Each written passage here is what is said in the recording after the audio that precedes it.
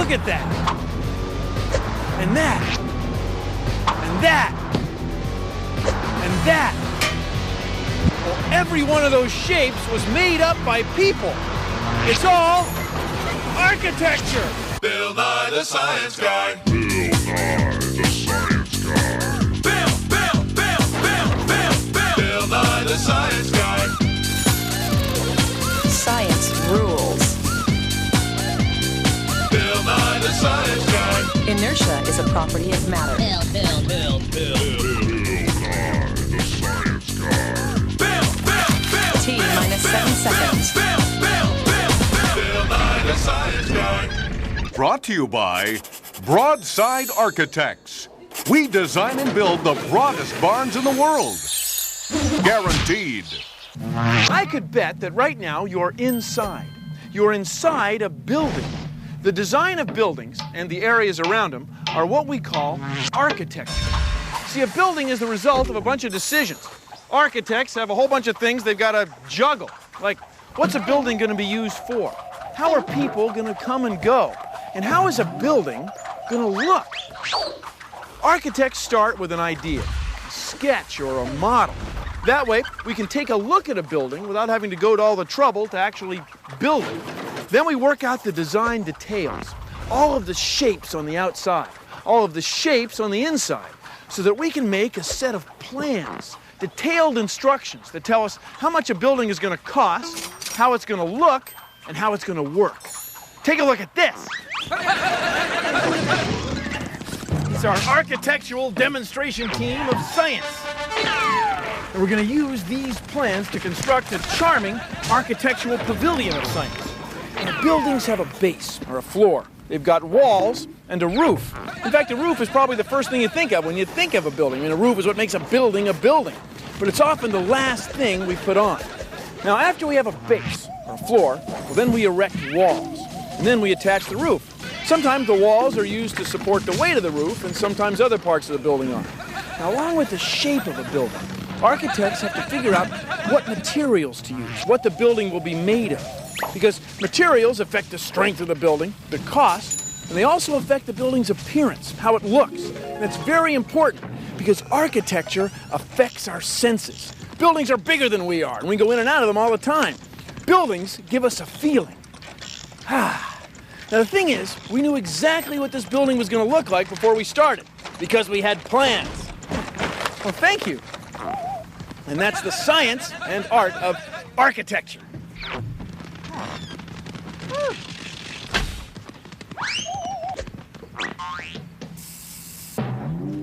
I can just sit here and watch the rest of the show.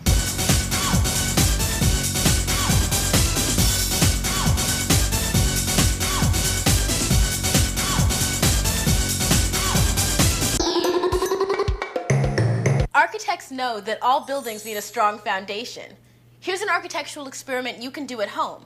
Try making a building out of pennies.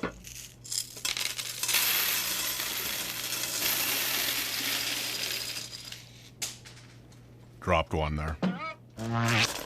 How high can you build on a single penny? Okay. Careful. Okay, I knew that was going to happen. Okay, so you can't build so tall with a single penny. But what happens if you make the foundation wider?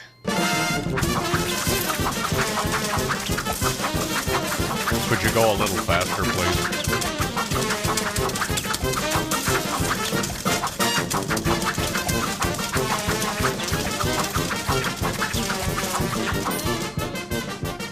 So it makes sense to give a building a solid foundation. Try it. Here, kitty.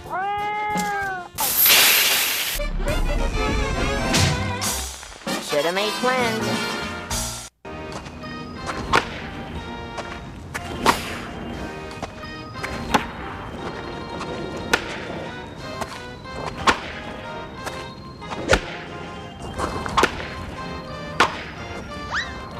This is a big open space. We could build a big building here. To build a building, you have to make decisions. To build a big building, like a sports stadium, a lot of architects have to make a lot of decisions.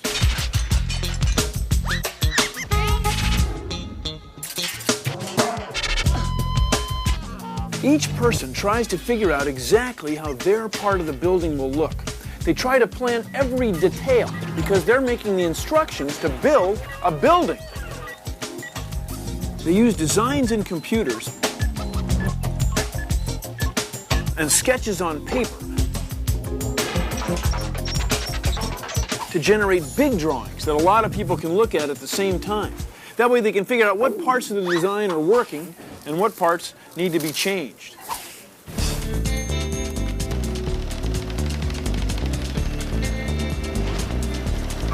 Eventually, we want to see exactly what a building will look like in 3 dimensions. That's why architects often build a model.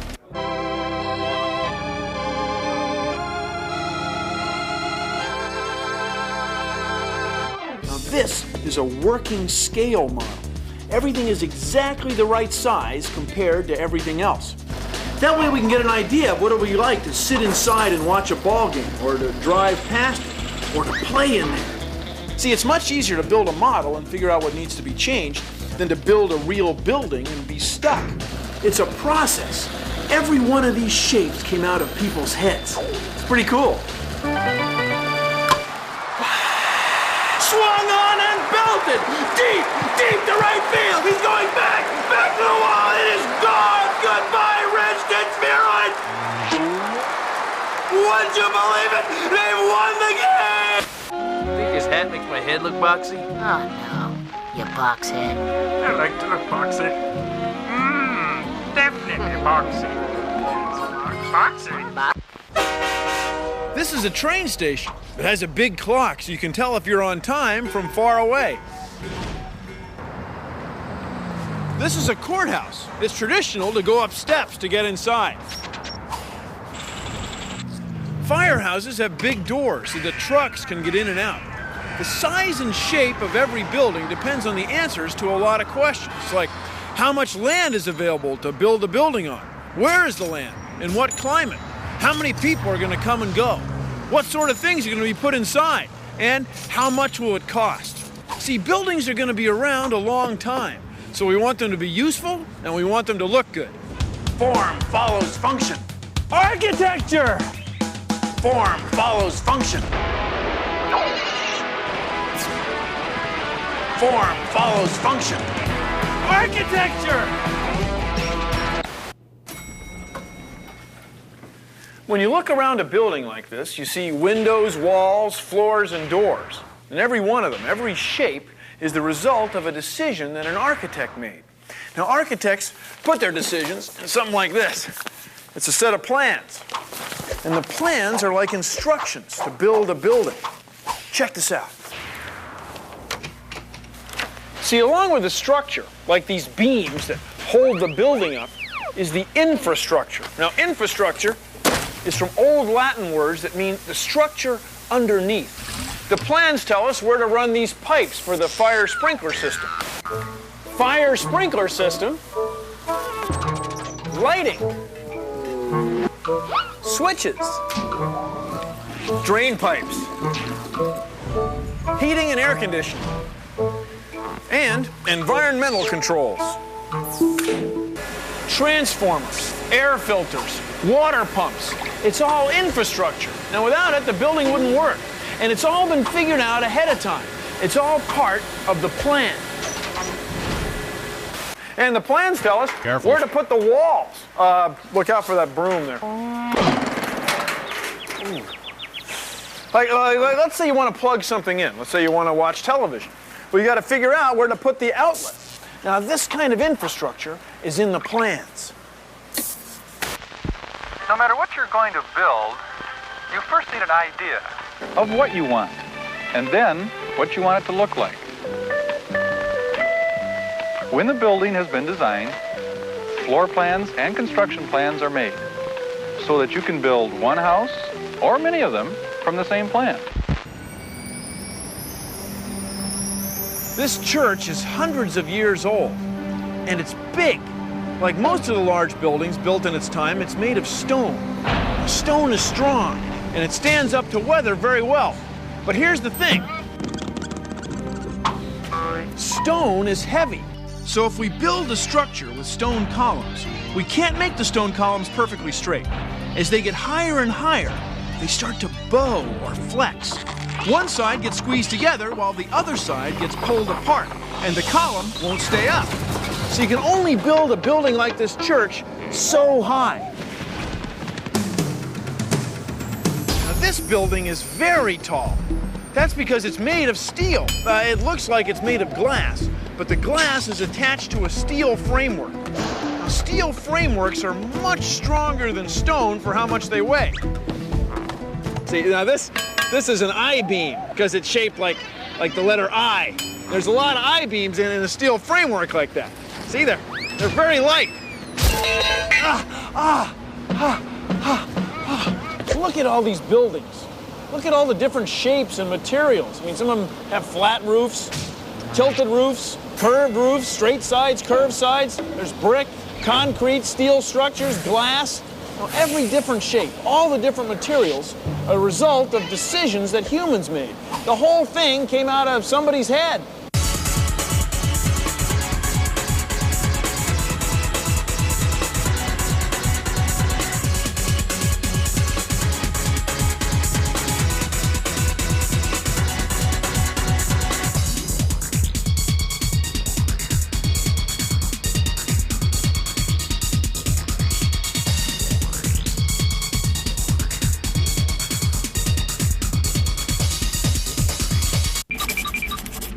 How do architects use flat sheets of paper and flat computer screens to make pictures of great big buildings that aren't flat?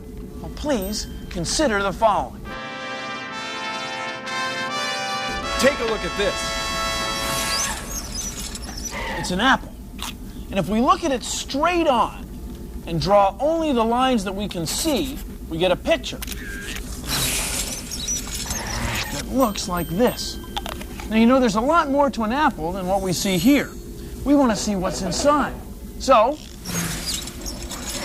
we take the apple and we cut it this way. Now we look at it straight on, but we're looking at the inside. And the picture looks like this. This is the inside of the apple. Now, that's not the only way we can see the inside of the apple. We could cut it this way. Now we look at the apple straight on again. Not like this, but like this. And the picture is right here. Now, architects use all three of these pictures. This one is called the elevation view. It's called the elevation because it shows you how much the apple is elevated above the surface it's resting on. This one is called the section view. You've probably heard of a cross-section. Well, here it is. Architects just call it a section. And this one is called the plan view. You've probably heard of a floor plan. Well, here it is. Architects use the words elevation, section, and plan. Now take a look at this.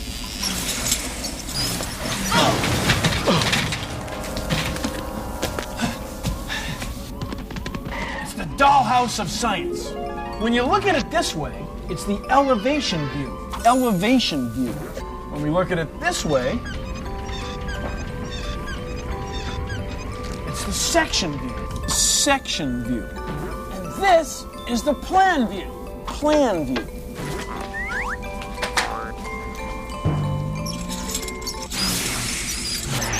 So, elevation, section, plan, snap. Well, thank you for joining me on Consider the Following.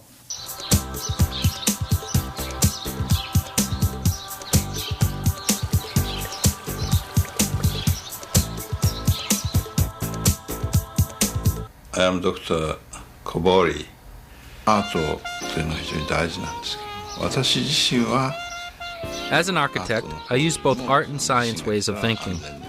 However, I put more focus on the science, studying earthquake resistance technology.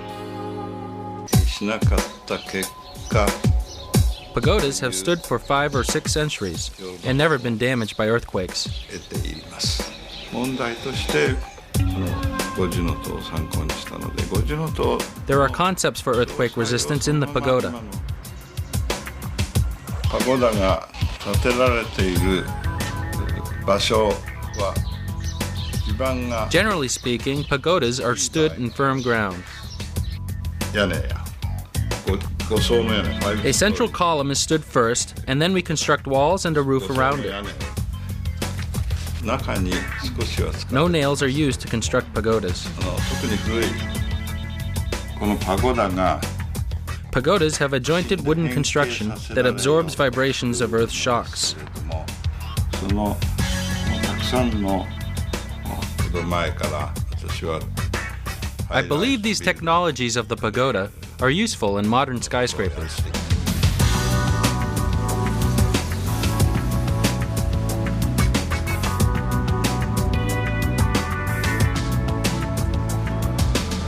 When parallel beams are connected with triangles, it's like the beams get bigger.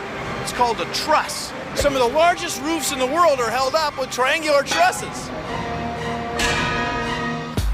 Arches can hold up roofs too.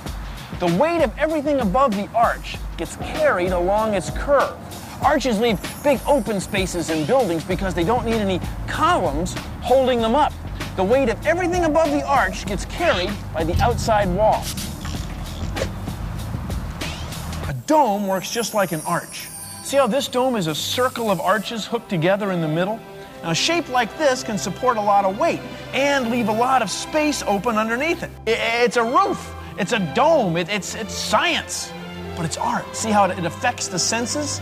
I'm starting to feel dizzy.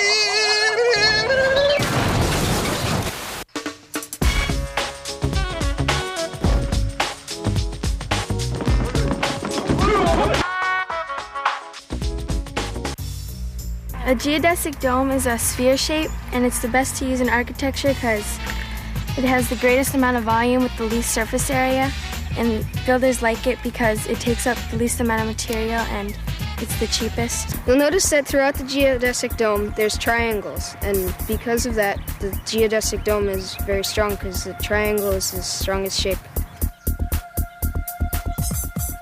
A dome is one of the strongest architectural structures, and a geodesic dome is as close to a perfect dome as architectures can get. All the pieces support each other, so if weight's put on the top, the base feels it as well as the rest of the structure.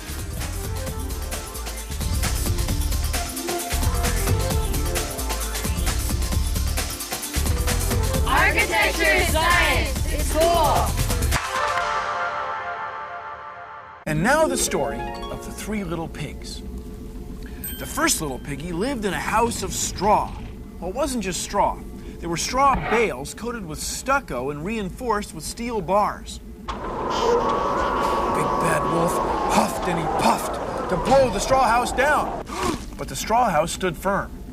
Undaunted, the Big Bad Wolf pressed on. He came to the second little piggy's house, which, as you may know, was made of wood. Although it was a craftsman-style home, it had been reinforced with diagonal bracing and tie-downs. Even the water heater had been bolted to a load-bearing structure. Using the same modus operandi, the Big Bad Wolf huffed and he puffed, but the wooden house stood firm as well. It had been built to code. The Big Bad Wolf went to the third little piggy's house, which was big and made of brick. The wolf took one look at that brick house and he thought to himself, this wolf's mama didn't raise no fool. The wolf didn't even try, and that brick house is still there to this day. Join me next time for another nursery rhyme of science.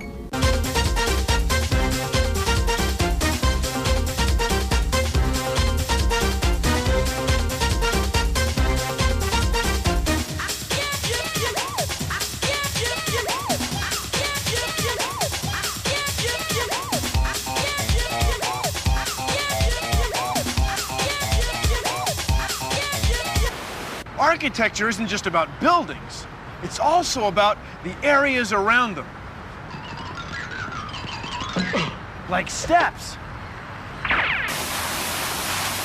This fountain! These paving stones. See, the paving stones allow people to walk around without getting their feet muddy. Where people will gather. Hey, was that Bill Nye? See, it's it's way more than just designing buildings. This whole space affects our senses. So when architects design a place like this, they have to take into account how far apart the buildings are, how high they are, where to put the trees, which way the wind will blow, how it will sound. Is there going to be any car traffic through here, or is it just people? See, these are all questions that architects have to figure out, because architecture is both science and art. It doesn't just take care of our needs, it affects how we feel.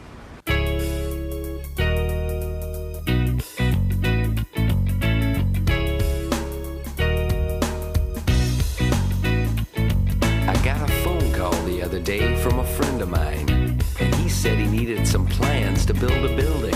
And I told him, hey, you're in luck, because I'm an architect, so I can make your plans. Well, my friend was very happy, and he said, great, when can you start? So I said, well, first we have to ask a few questions. Is this a home or an office building or a warehouse? And where you gonna put it? Cause we need to figure out how it's gonna fit in with the area around it, and how the traffic's gonna be routed. So my friend seemed to understand, and he said, yeah, it's going to take some careful planning to make this building great. What other things do we need to decide? What are we going to use to make the building with? There's steel or wood, or we can even use bricks. And we need to decide on size and shape, cause there's a visual statement that we're gonna make. Gotta make a statement that will look real good, and functional inside is always understood. We gotta build it so it will be safe and sound. We don't want it to fall down.